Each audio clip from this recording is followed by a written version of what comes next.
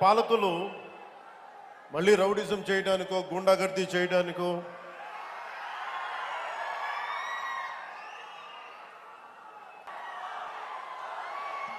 మళ్ళీ గుండాగర్దీ చేయడానికో రౌడిజం చేయడానికో అలాంటి భావన మళ్ళీ ఉంది. మీకు తెలుసు కదా, రౌడిజానికి గుండాలకి గుండాగర్దీలకి బయటపడితే మన రాజకీయాలకు వస్తాం, కేసులు పెడతాం, వస్తే 29లో మేము అంతు చూస్తామంటే మీరు రావాలి కదా. మీరు ఎలా వస్తారో మేము చూస్తాం. నాకు వారి మీద, వైసీపీ నాయకుల మీద ఈరోజు చెప్తున్నాను, మొదటి నుంచి చెప్తున్నాను, వ్యక్తిగతంగా నాకు ఎవరి మీద కక్ష ఉండదు.